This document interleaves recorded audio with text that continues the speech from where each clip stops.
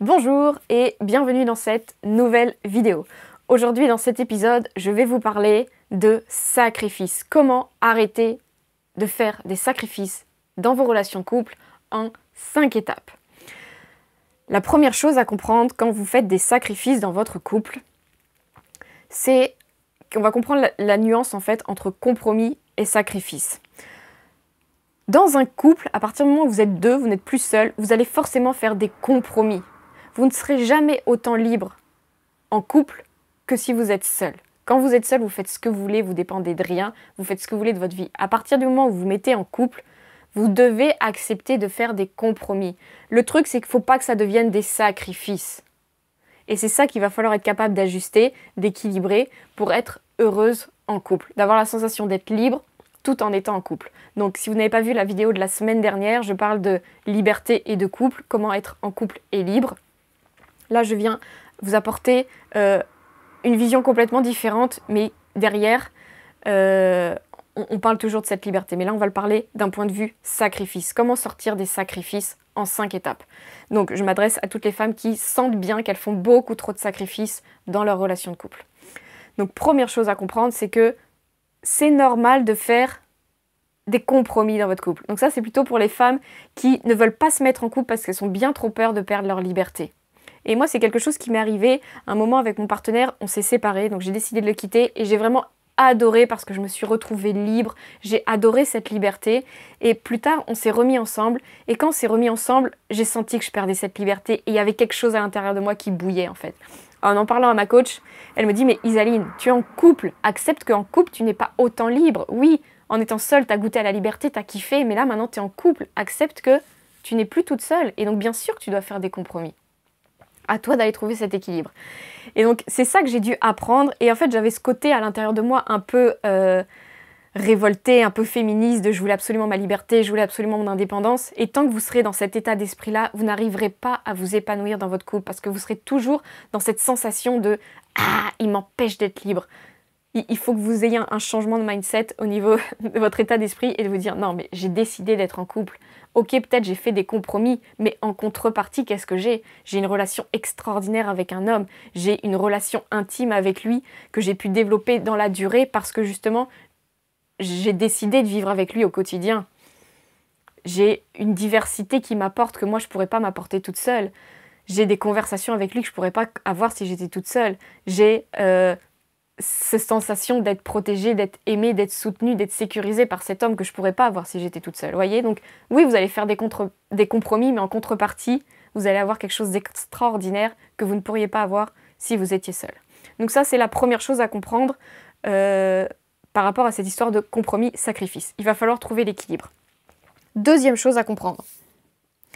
Quand on est en couple, il y a une multitude de couples et de modes de couple qui existent. Mais si on décide de créer un couple où on va être dépendante matériellement de l'autre, il y a beaucoup plus de chances que je doive faire des sacrifices. Donc là, si je donne juste l'exemple pour grossir de nos grands-mères, qui se sont sacrifiés pour leur partenaire, mais en contrepartie, eh ben, c'était lui qui travaillait, il apportait l'argent, il apportait la maison parce qu'elles sont allées vivre dans la famille de leur mari, et elles ne conduisaient pas, c'est lui qui les conduisait partout, etc. Donc ce genre de femmes qui sont complètement dépendantes matériellement de leur mari, en contrepartie, il y a beaucoup plus de chances qu'elles doivent sacrifier une partie de leur passion, une partie de leur liberté pour obtenir ce confort matériel que cet homme va leur apporter. Donc là, il y a deux choses que je veux vous dire. La première chose, c'est que ça peut être un choix. Vous décidez d'être dépendante matériellement d'un homme, mais c'est un choix. Vous êtes tout à fait capable d'être indépendante. Vous êtes tout à fait capable de gagner votre propre argent, de louer votre propre appart, de vous habiller, de vous nourrir, etc. De gérer votre vie toute seule. Mais c'est un choix que vous faites de vivre avec cet homme qui vit dans un confort matériel plus grand que le vôtre peut-être, qui vous apporte tout ce confort, et vous décidez de faire des compromis qui pour vous ne sont que des compromis, c'est pas des sacrifices, et c'est un choix complètement conscient que vous faites. Ou, au contraire, c'est pas vraiment ça le truc, c'est que vous êtes vraiment dépendante de l'autre, vous n'avez pas le choix, et du coup vous faites ces compromis qui en fait sont des sacrifices, et vous passez votre vie de côté en fait, juste pour obtenir le confort matériel qu'il va pouvoir vous apporter. Si vous êtes dans cette situation-là, vous allez probablement vous retrouver du coup avec un homme qui risque d'abuser de vous, qui risque de vous manipuler, qui risque de vous contrôler, etc. Parce que vous ne faites pas ce choix parce que vous en avez envie, mais parce que vous faites ce choix à partir d'un espace de manque en vous, de j'ai pas le choix, c'est pas ma faute, et vous vous mettez dans cet état de victime, et dans un état d'esprit de victime, on n'attire pas de belles choses à nous.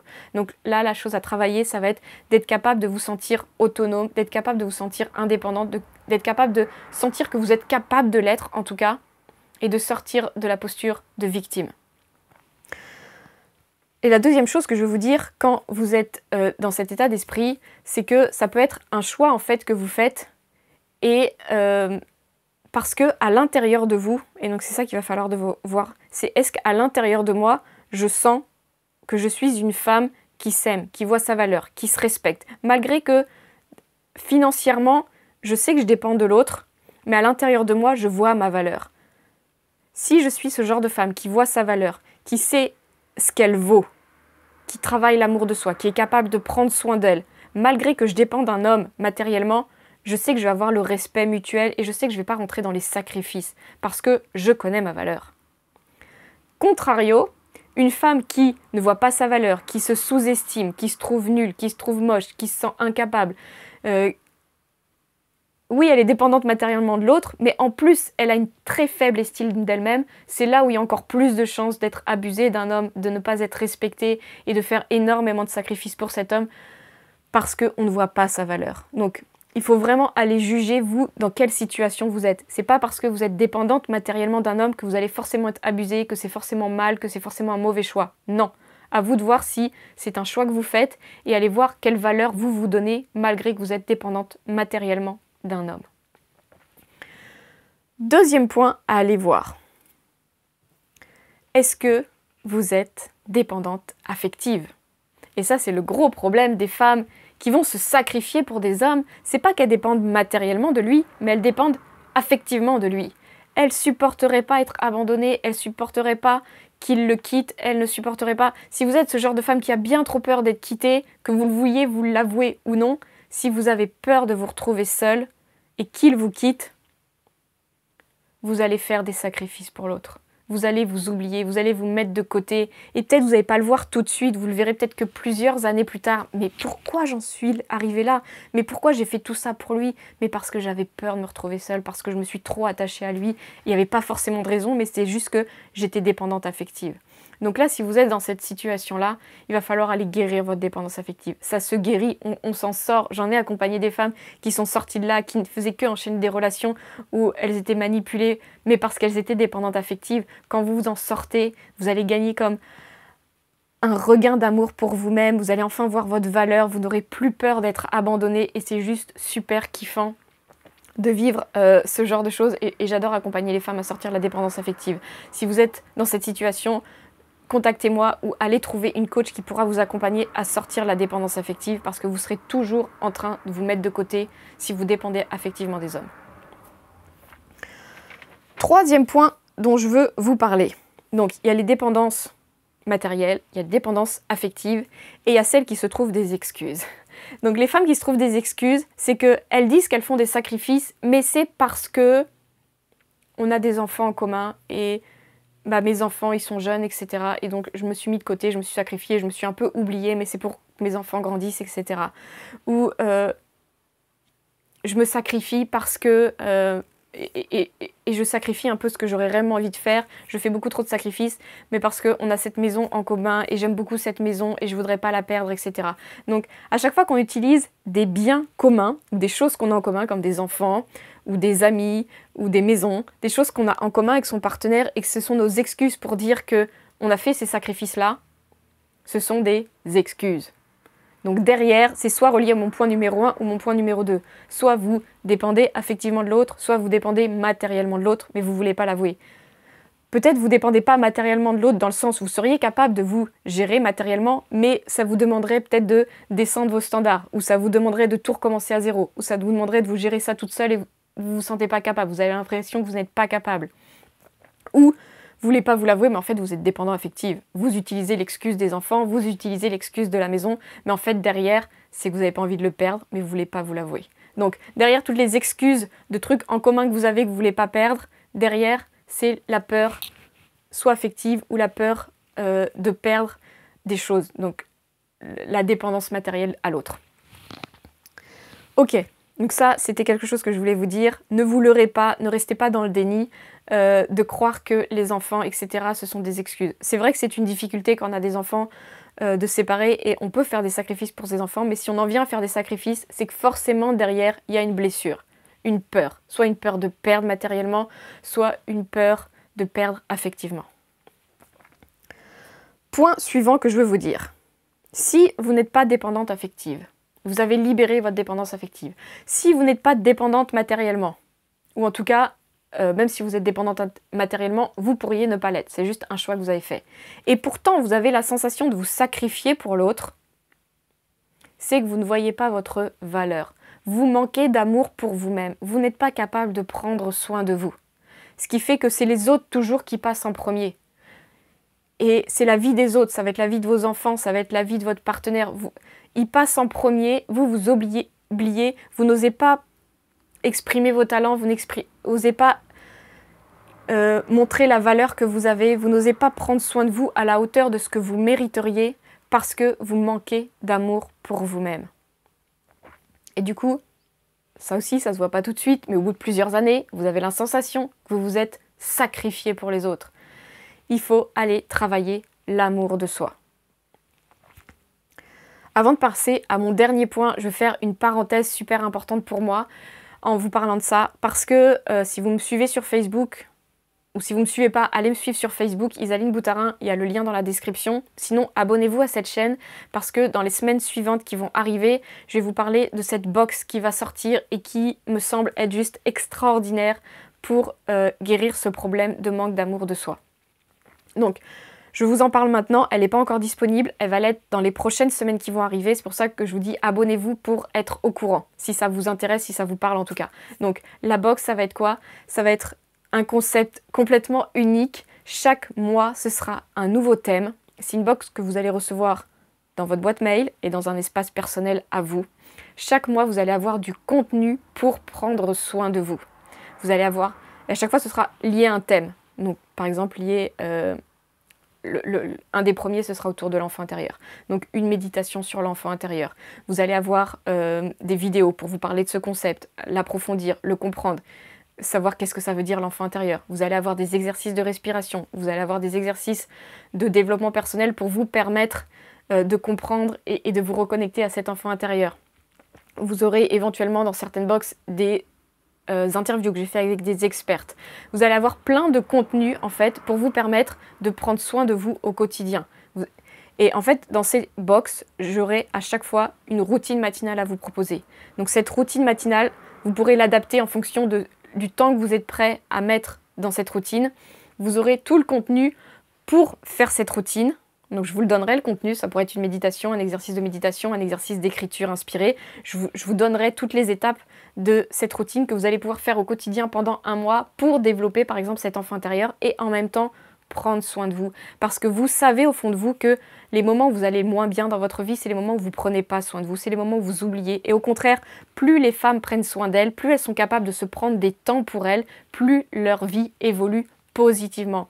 Donc cette box, je l'ai conçue avec des anciennes clientes et des clientes actuelles qui sont toujours clientes en fait avec moi. On l'a conçue ensemble en fait parce que c'était des femmes qui avaient complètement transformé leur vie, c'était des femmes complètement nouvelles et pourtant elles avaient conscience qu'elles avaient encore besoin de prendre soin d'elles. C'est pas quelque chose qui, une fois que c'est fait, ça s'entretient tout le temps, continuellement.